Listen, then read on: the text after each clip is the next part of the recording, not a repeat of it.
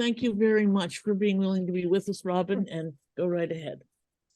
Thank you for having me. I feel in really good company here since I see Michelle changing your names, and I am equally technologically challenged. So I've asked Michelle to show the slides, and I also have a little bit of envy as you report your success in fundraising, something that we need to take on in my particular group. I have some prepared comments today, and I hope that you will tolerate my reading some of those. Michelle, are the slides up? Because I don't see them. Yeah, here we go. Do you see them now? I see them now, and so I am one of the co-founders and now the president of Climate Psychiatry Alliance. Delaney has introduced that, and I can talk about our work later.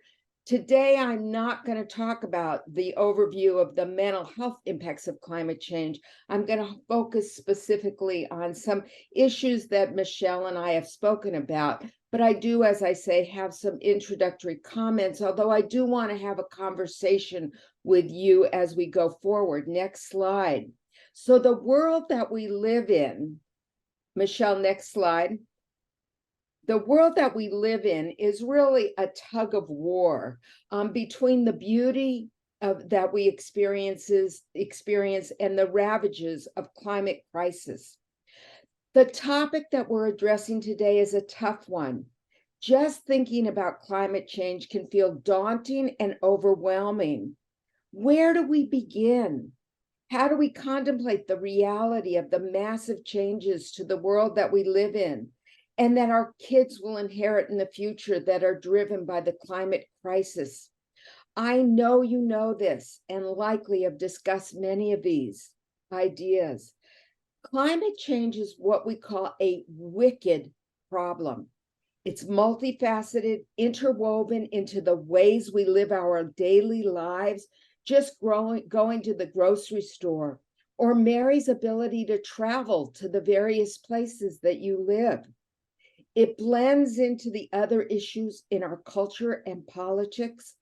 Its specific impacts of climate crisis are episodic, occur locally in many different places, which allows us to kind of set it aside when disasters pass or move to the next media grabbing headlines. The threat and the reality of the physics and science of global warming demands urgent action and requires reversal of major forces in our personal lives, social structures, political and power dynamics, all coming together for solutions. Yet the work is slow, uneven, occurs in multiple different ways, not in a coordinated fashion. And this problem will be with us for the duration of our lives and our children's lives. Now, what I know about your group from discussions with Michelle Goodman makes me aware of your commitment to engaged action. You've chosen to put yourselves right in the middle of knotty issues, and I applaud your deep commitment to service, giving back to society, and attention to action for the environment and efforts to make the world a better place. And as Delaney brought up or Mary, I'm not sure, the Quaker ethics, I just am remembering that I went to a Quaker camp when I was a kid in the Sierras in California. Now, I imagine that many of you share some of what I feel in doing this work. You likely experience the wonder and delights in the beauty of our world. For me, just that awe when I share a pine cone with my grandson. The joys of this world. Why else would we bother to do this work if we didn't cherish something that we love? Yet the underbelly, cut with enormous challenges, and that you likely, like me, have to struggle with the profound feelings as you encounter the awareness of the ravages that climate change has brought. Next slide. So Michelle has brought up with me some of the challenges your group is facing. And she told me the holy grail of your organization is sustained participation. From my conversations, I've made some assumptions about what you're facing and what we call managing burnout. We in the field of psychology, and Delaney probably knows this, the mental health types, know that naming issues and problems and recognizing what is real can be helpful. We can begin to understand our minds. We can learn how we tend to react and choose to respond in ways that we can gain some agency and contemplate our role as actors in response to challenges. We can gather in community today and know that we are not alone in facing this. And I tell you, and I'm sure you know this, you are not alone. Now, I also know that there are other tensions in your community, and that may make even more difficult struggles. So sustained efforts are desperately needed. I do have a few more prepared slides to frame our discussion. Next slide. So in the realm of climate change and mental health, we talk about eco-distress, those normal feelings of deep distress, sadness, grief, anxiety, foreboding, anger, that are a part of facing the issues of climate change. Now, I think there are associated very, very difficult feelings in dealing with burnout, or the associated feelings that many activists experience: fatigue, overwhelmed, despondency, hopelessness, defeat are emotions that are normal and come and go, and we have to find ways to manage those real troubling emotions if we go forward with this. Next slide. So I'm just going to frame some ideas of hope. This word hope has gotten a lot of attention lately. And I want to just say hope, read the comment below. Hope is not the conviction that something will turn out well, but the certainty that something is worth doing no matter how it turns out. Now, hope is on this spectrum, and I don't mean this Pollyannish idea that everything is going to turn out okay and that technology will fix things. We're too inclined to think that way in our society today, and that we can then go on our happy, merry way.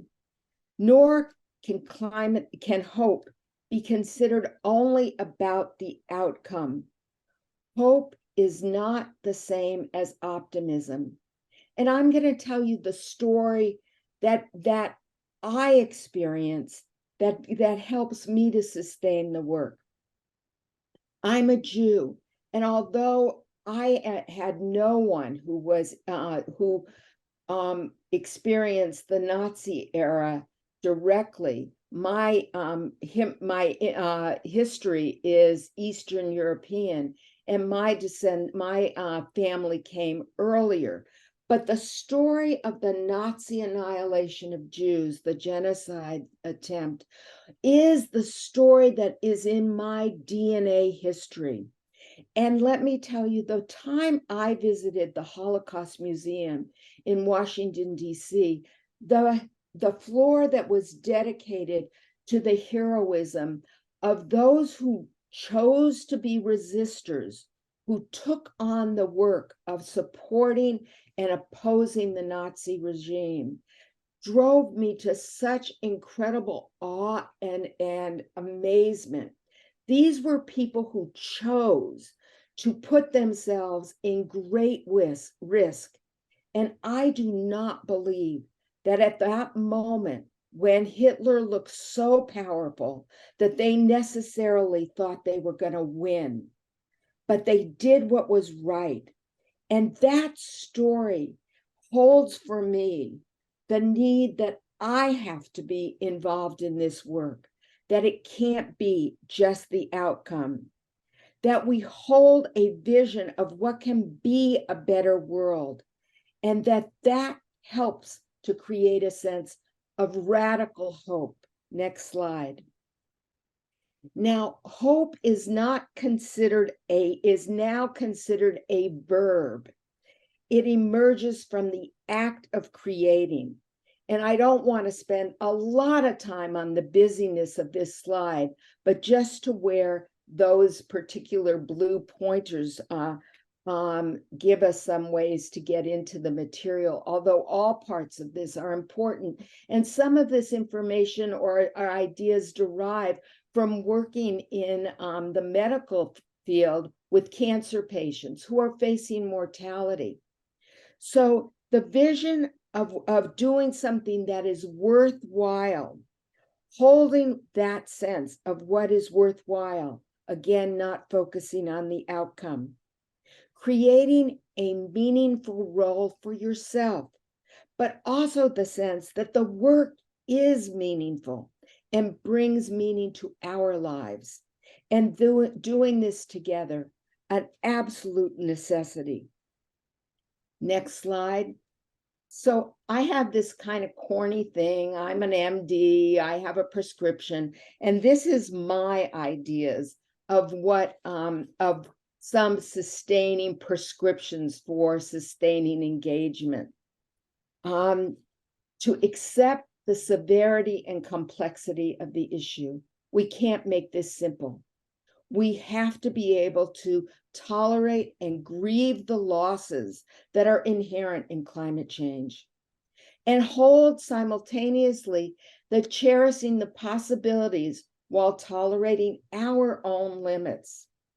A realistic awareness of what your contributions can be, to be proud of what you actually do, but simultaneously humble about what others do. That also entails being able to celebrate together when there are achievements. Those have to be recognized and awarded. Do what you enjoy, because that will be able to do something you do well. Take risks and challenge yourself to the next step. When I started this work, I had no ideas what I would be able to master in facing this work. Focus on doable problem-solving activities, not flooded by the enormity, and that the problem-solving activities can engage you in direct action. Pace yourself. Take time for relaxation and restoration of your energies. Learn from others, and do not do this alone. Being in community is so sustaining and involves that commitment to each other. Next slide. And share an experience that there are not only troubled feelings associated with this, there are also joys about doing this work. That connection to community, a shared sense of solidarity, the sense of purpose, the sense that what you are doing is important and brings meaning to you, the sense of agency and empowerment, that what you can do, it's not going to be doing it all, but it's part of a big puzzle, and that bringing that feeling of contribution. Again, pride in the meaningful work you're doing, and finding some way to have a good time doing it. Next slide. So I want to read this quote to you. You don't fight something like that because you think you can win. You fight it because you have to, because surrendering dooms so much more than yourself, but everything that comes after you. And for me, once I know about climate change, I cannot unknow it. We cannot return to the bliss of not knowing. It is what you choose to do with the knowing. And while the route toward toward this work is very windy, the resolution of this wicked problem of climate change requires continuous focus on our ultimate goals. Next slide. So we hold the world in our hands. And what we do now does matter to the kind of future that will be. It's not going to come out clean and pretty. We're not going to be able to solve this. We will be living with hurts forever. But what we do now really will determine how severe those are. And I have to ask, do we really have the privilege not to act? Next slide. I'm going to leave these resources. They're just a few that you may want to look at in your leisure time at other moments. And the Resilient Activist is a fantastic organization with workshops helping people to sustain that activism. Okay. Next slide. I want to just thank my colleagues from Climate Psychiatry Alliance for the sustaining me and working in community. And now I want to turn the slides off and let's get back to talking together. Okay, let's see. I may, so that we can see everyone, I will remove the spotlight, although you will have to look for Robin on your screen. We have a lot of people here. So we can open this up for questions and comments. Please raise your digital hand or please raise your physical hand and I will do my best to find and call on you. Mary. I cannot thank you enough, Robin. These are themes I stress so often. And I would love if even a half dozen of you shared what has been that piece of the work you've done these last 3 years that has been life-giving for you. And I say this because I met Joel at Collington yesterday. Joel has Parkinson's, and Joel joined us the nanosecond he moved into Collington and said to me, and I quote, "My work for SAFE helps so much." He's going to step up with Steve to start running meetings for SAFE members in that community. And I thought, I need to share this. What else has any one of you done that has truly enhanced your life? Marianne from Hanover, you'll have to unmute, Marianne. So for the last 2 years, I've put together some a sort of a diorama in these open cases that we have between our living room and our hall. So they're like a whole wall. And it's the fun for me is the creativity of it all. And this year I had even more fun because I had a little committee. And although the plan sort of emerged as I moved along, they were helpful, and we put together actually the whole Earth Day celebration here. It's the creativity part that I've enjoyed. Okay. Dorothy Luciano, and you're muted. Yeah, backing up on that, I clicked in with Robin's thing about doing what you enjoy and what you do best. And that works for me because that's the creativity and the fun and the excitement and even the reward of linking in with that exciting, good feeling. So that works for me to pick out those things that I know that I can do well and do them. Dorothy, what has that included for SAFE? Let's see, the tin can, the aluminum can table, that idea came to me in 1 second.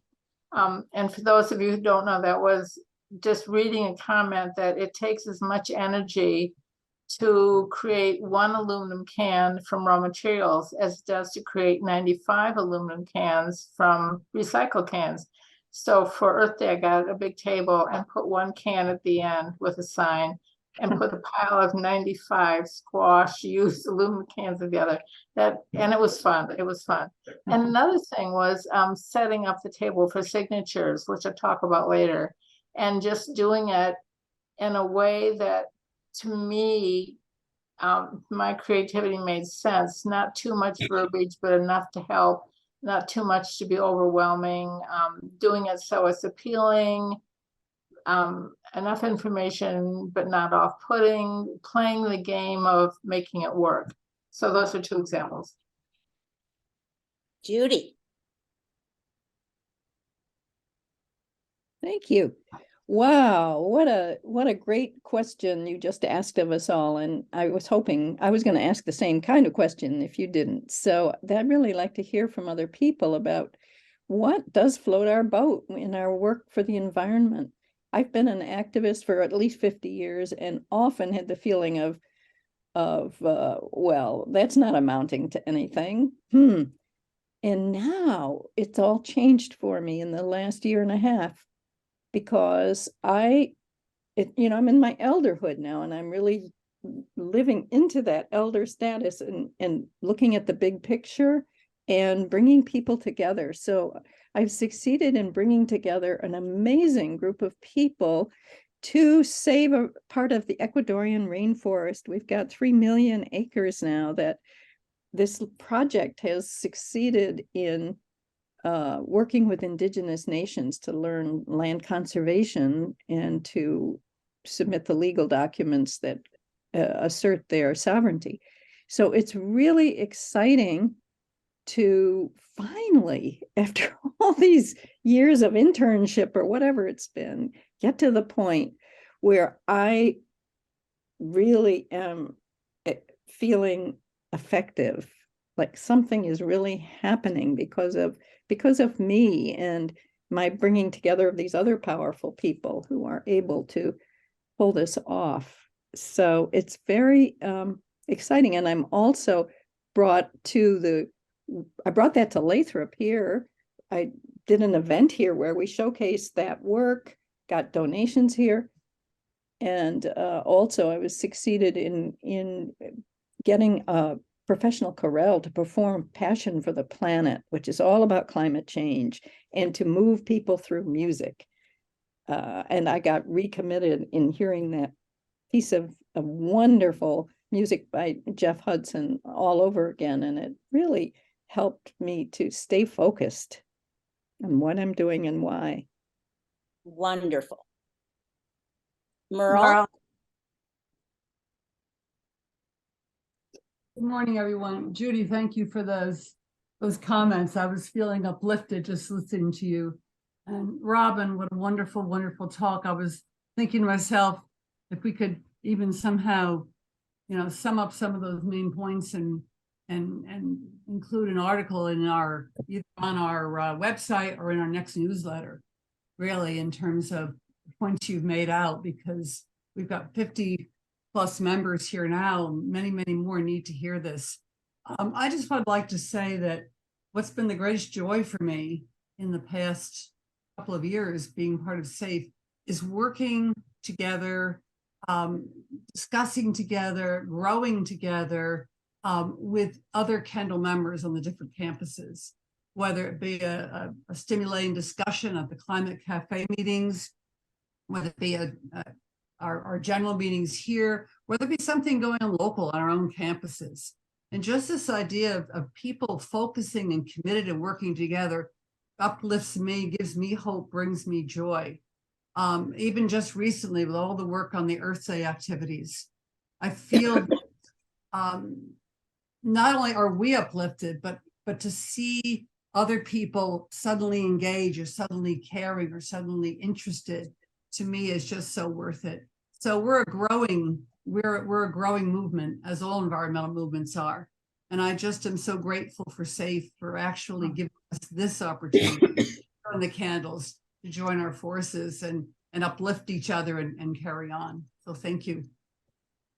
Mary, can I just respond? You mentioned the climate cafes, a wonderful drop-in group as a place for being able to talk about the experience of living in the world with a climate crisis.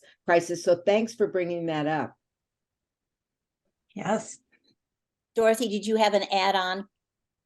Yeah, I was just thinking about my years of volunteering in a hot meals program. And what I discovered about volunteering, I felt was very important. And it was to lock into what mattered to the people. If some volunteer came and wanted more people in her life, you put her in the thick of dishwashing. You don't put her in the cupboard organizing the supplies. Whereas if somebody wants to organize and be in charge, you put them in the cupboard organizing supplies and making menus. So this business of linking into what satisfies people, I think is a very important key to helping us stay motivated, not fall into the trap of burnout. Dorothy, I'm so glad you said that, because I'm afraid there's still people who somehow feel that there's a problem if they love their volunteer work. I have always said, if you don't love your volunteer work, get another role. It should be something that you literally, when I was a working person, I would say, I've just got to hold off on doing that volunteer work until I've done at least X billable hours. You know, it should be the sort of thing that you can't wait to do. Yeah. Robin, did you have a comment on that? Dorothy, I think also when you talked about figuring out where each volunteer might get some great satisfaction and use their capacities, you also told us there's a place for everybody in this work. There is a place for people who are shy. There are place where people want to go out and, you know, raise hell. There's a place for everybody in this work. And that needs to be cherished. Absolutely. Please let me know if you have a special interest. Email me if you want to go out and demonstrate, or if you love Excel spreadsheets and want to puzzle things out, please email me, because we can find something to get you to help with SAFE. Delaney has her hand up. Delaney, you're muted. This was mentioned earlier, but visiting other campuses is just remarkable. And to see how the residents at all the Kendall campuses share lots of qualities and lots of attitudes about living at Kendall, and are doing all kinds of exciting things about SAFE and all kinds of other things. And one thing I wanted to mention with regard to fundraising is something I really enjoy. But when I spoke earlier about our meeting with Charles Robertson, I didn't realize that Harry Hammond was on the call, here with us, and he was really the prime mover in getting Charles to give. He's an old friend and colleague of mine, and he brought the whole thing to my attention. So I just want to honor him here too.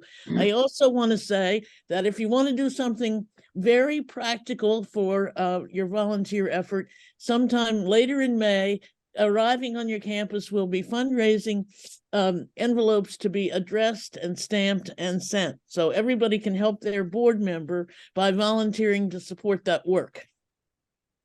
Dick Hayden has his hand up, so I don't want to miss him. Dick, go ahead. I just wanted to comment. One of the things that inspires me is the enthusiasm of residents at Crosslands and our partner Kendall at Longwood. It's just remarkable to see what a few ideas generate enthusiasm all the way around. I'm on a new computer and I don't know how to raise my hand mechanically, so I got to do it in person. No worries. All right, so it looks like Larry and Sharon from Hanover, and then Susie Lynch, and that might be it for today, I think, Mary. Yes. And Larry, you're muted.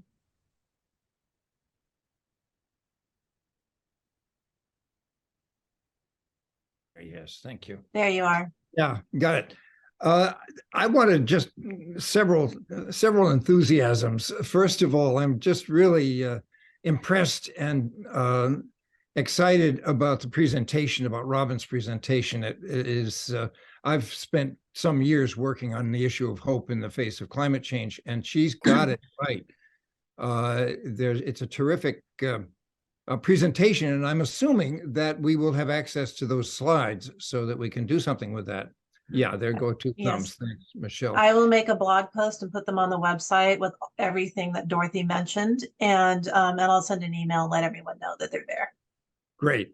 The other, I also want to mention that we will definitely, Ruth and I, Ruth is out there somewhere, and Michelle will see to it that we do something on a future newsletter on this material. It's vitally important.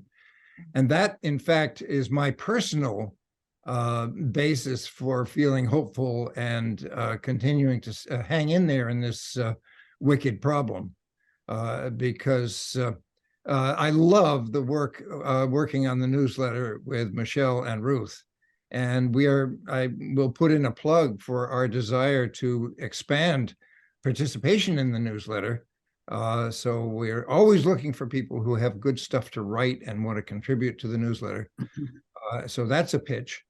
And one other thing I just want to ask, is Robin still on or did she depart? No, No, I'm she's here. I'm Oh, here. there you I'm are. in Hi. awe of you guys. I'm not leaving. This is exciting. This is one of the best. This is one of the best sessions that we've had yet, and they've been getting better every time. It's really quite remarkable. And Robin, I wanted to ask you, simply given your background and experience with motivation and the imperative of realistic hope, how do we work with the rather large number of people in our on our campuses who know that it's an issue, who know climate change is an issue? They're not deniers, but they just don't feel that this is important enough to them, and we can't quite move them. So we're always kind of trying to figure out how to bring more people on board to be working actively with SAFE. What do you suggest? I think that people get motivated when it impacts their personal lives. And as much as I feel very proud that my group and other groups have a grassroots impact on bringing this issue to the broader world, and that we are making changes and we don't have to pay attention to the negative media, I think that that largely people are getting activated when these hit their own lives in some way. And I tend not to get distracted by those who aren't with us. That large social movements can be effective by the activism of small numbers. And I almost put into this slide another quote of anyone who thinks that one small person cannot make a difference hasn't slept outside in a tent with a mosquito. That we have to be aware, and it's said in a much more lovely way. It's an African proverb, but we have to be aware that we can make a difference, and that large social movements usually require only 10% of a population to be involved. We have to keep on. And then I think what your group, everyone here has said, you have expressed the joy, the excitement, the thrill of doing. And so if you can make that attractive to people in the community that you live with, I think that they're more inclined to join. Charlotte. Oh, you're muted. Unmute. Okay. There you are.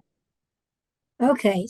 So I haven't done anything big in this stuff, but I've been doing a lot of little things for a long time. And I just realized that we can help people get tuned in by getting them to think about the climate each time they get ready to buy anything or throw anything away. And those are the two times that it's easiest for me to figure out what really needs to be done. So when I'm getting ready to buy something like, say, juice, I pick out something that's in a cardboard carton instead of something in a plastic jar. And each thing that I pick out, if I can arrange my brain to focus on which one is better for the climate, that helps a lot. Getting rid of something, really find out what's recyclable and what isn't, and make it a point to get the stuff into the right place. I've got way too much stuff. That's well said. Michelle, I think we probably need to push on. I could really keep you here all day. This is